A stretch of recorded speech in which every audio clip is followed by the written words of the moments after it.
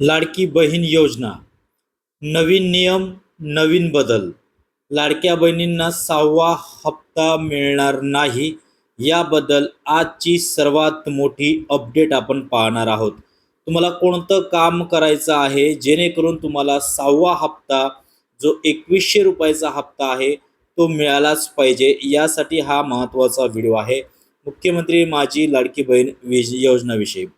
बघा, आत्तापर्यंतचं लाडक्या बहिणींसाठी सर्वात मोठी अपडेट आज तुम्हाला मी देत आहे. त्यामुळे सर्व लाडक्या बहिणींनी हा व्हिडिओ शेवटपर्यंत नक्कीच पहा, जेणेकरून तुम्हाला 6वा हप्ता मिळायला अडचण येणार नाही आणि बहुतेक महिलांचे पैसे माघारी देखील घेणार आहेत, अशी सुद्धा न्यूज समोर आलेली आहे. एकंदरीत लाडक्या बहिणींमध्ये अनेक बदल आज आपल्याला पाहायला मिळणार आहेत. कारण उद्यापासून इलेक्शन आहे. शिवाय 2100 रुपये जे काही पुढचा हप्ता मिळणार आहे, 6वा हप्ता मिळणार आहे, त्याची तारीख देखील फिक्स झालेली आहे. या तारखेला तुमच्या अकाउंटला 100% पैसे येणार आहेत. त्याबद्दल सुद्धा आज आपण जाणून घेणार आहोत. त्यामुळे चॅनलवरती नवीन आला असाल तर सर्व माता भगिनींना माझी विनंती आहे, त्यांनी चॅनल आत्ताच सबस्क्राईब करून घ्या. कारण लाडकी बहीण योजनेविषयी काय ते सत्य माहिती तुमच्यापर्यंत मी नेहमीच घेऊन येत असतो. सोबतच या व्हिडिओला लाईक नक्कीच करून द्या, कारण या व्हिडिओमधून तुमचे अनेक प्रश्न सोडवले जाणार आहेत.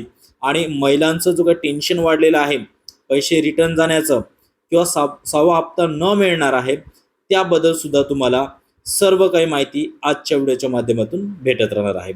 त्यामुळे व्हिडिओ शेवटपर्यंत पाहत राहा. तर पहा, ही त्यांची ऑफिशियल वेबसाईट आहे आणि या ठिकाणी तुम्ही पाहू शकतात 181 नंबरवरती तुम्ही कॉल करून सर्व काही माहिती विचारू शकतात. ही मुख्यमंत्री लाडकी बहीण योजनेविषयी ऑफिशियल वेबसाईट आहे आणि यामध्ये आपल्याला सर्व माहिती दिलेली आहे. कागदपत्र कोणकोणते लागणार, अर्जदार लॉग इन कशा पद्धतीने करू शकतो, याबद्दल माहिती आहे.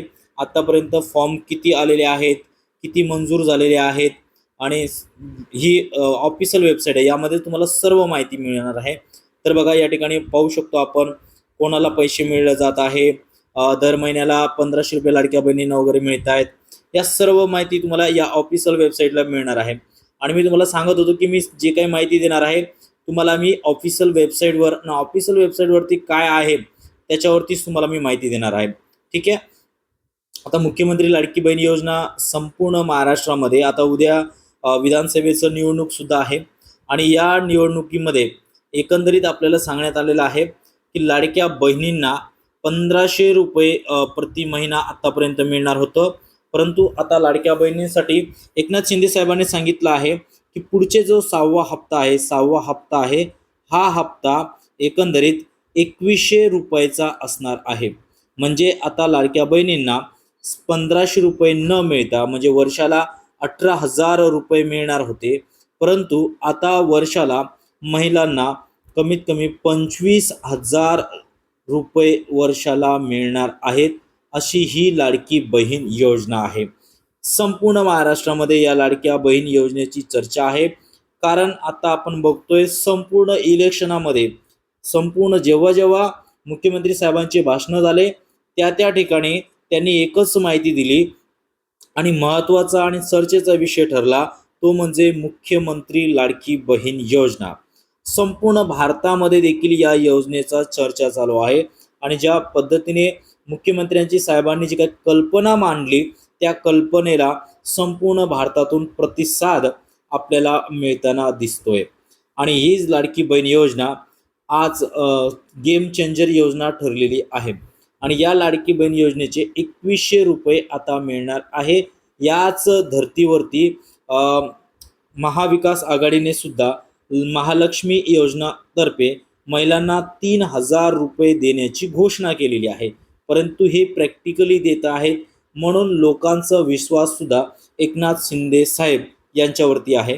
तर तुम्हाला कमेंट करून सांगायचं आहे की तुम्हाला आत्तापर्यंत किती रुपये मिळाले आणि तुम्ही उद्या वोटिंग कोणाला देणार, किंवा तुम्हाला मुख्यमंत्री म्हणून पुढच्या 5 वर्षाचा मुख्यमंत्री म्हणून तुम्हाला कोण हवा आहे, त्याचे देखील तुम्ही नाव या ठिकाणी कमेंटमध्ये सुचवू शकतात.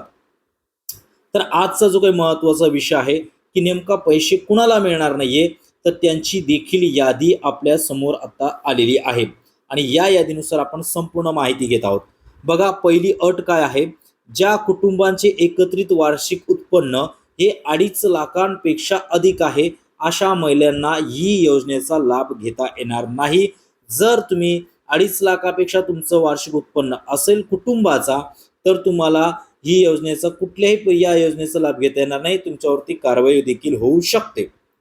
त्याच्यानंतर म्हणतायत पुढचा महत्वाचा पॉईंट बघा, ज्या कुटुंबातील सदस्य आयकरदाता आहे, म्हणजे आयकर जर त्या कुटुंबामध्ये भरत असेल, तर अशा कुटुंबांना देखील या योजनेचा लाभ घेता येत नाही, ही गोष्ट समजून घ्या.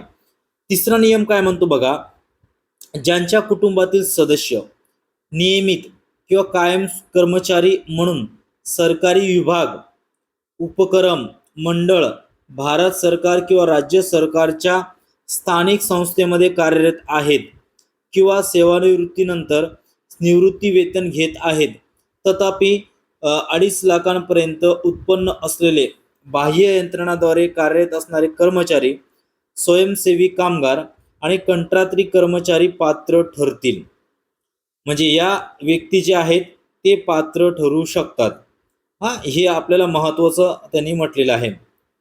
ठीक आहे, लक्षात घ्या. हा तिसरा जो पॉईंट आहे ना, अतिशय महत्वाचा आहे. काय म्हटलं आपल्या, ज्यांच्या कुटुंबातील सदस्य नियमित कायम कर्मचारी म्हणून सरकारी विभाग, उपक्रम, मंडळ, भारत सरकार किंवा राज्य सरकार स्थानिक संस्थेमध्ये कार्यरत आहेत किंवा सेवानिवृत्तीनंतर निवृत्ती वेतन घेत आहेत, तथापि 2.5 लाखांपर्यंत उत्पन्न असलेले बाह्य यंत्रणेद्वारे कार्यरत असलेले कर्मचारी, स्वयंसेवी कामगार किंवा कंत्राटी कर्मचारी या योजनेसाठी पात्र ठरणार आहेत. ठीक आहे.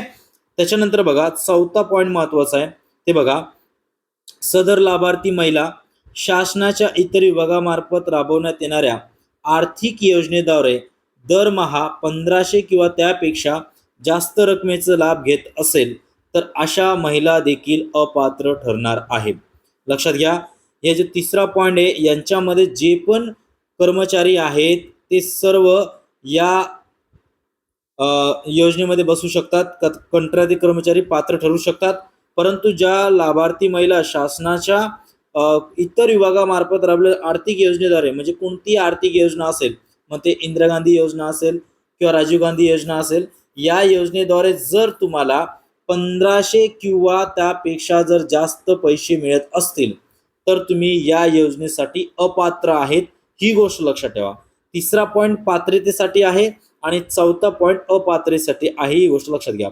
त्याच्यानंतर बघा, पाचवा पॉईंट काय म्हणतोय, ज्यांच्या कुटुंबातील सदस्य विद्यमान किंवा माजी खासदार किंवा आमदार असतील, तर असे लोक, अशा महिला देखील या योजनेसाठी अपात्र आहे. ठीक आहे. नंतर काय म्हटलंय, ज्याच्या कुटुंबातील सदस्य भारत सरकार किंवा राज्य सरकारच्या बोर्ड, कॉर्पोरेशन, उपक्रमाचे अध्यक्ष, उपाध्यक्ष किंवा संचालक वगैरे असतील, तर त्या सुद्धा महिला या उपक्रमामध्ये अपात्र ठरणार आहेत. त्याच्यानंतर बघा, सातवा आणि महत्वाचा पॉईंट काय आहे, ज्यांच्याकडे 4 चाकी वाहन, म्हणजे ट्रॅक्टर असेल तर चालेल, पण ट्रॅक्टरच्या व्यतिरिक्त जर तुमच्याकडे कोणतीही 4 व्हीलर त्यांच्या कुटुंबातील सदस्यांच्या नावावरती जर असेल किंवा नोंदणीकृत असणार, तर अशा महिलांना देखील लाडकी बहीण योजनेचा अर्ज किंवा पात्र ठरू शकत नाही. असं सर्व हे जे 7 महत्वाचे नियम मी तुम्हाला सांगितले आहेत, या नियमामध्ये जर तुम्ही बसत असाल, तर तुम्हाला याच्या पुढचा हप्ता येणार नाही.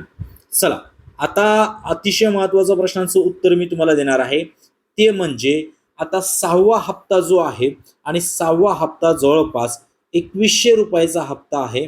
हा हप्त्याची तारीख फिक्स झालेली आहे. तर कधी, तर बघा, उद्या 20 तारखेला संपूर्ण महाराष्ट्रामध्ये इलेक्शन आहे, वोटिंग आहे. त्याच्यानंतर यांची 23 तारखेला निकाल लागणार आहे आणि 23 तारखेला निकाल लागल्यानंतर 24 तारखेपासून महिलांच्या खात्यामध्ये डिसेंबरचे देखील पैसे यायला सुरुवात होणार आहे. महिलांनो, टेन्शन घेऊ नका. ज्या खरोखर गरीब महिला आहेत,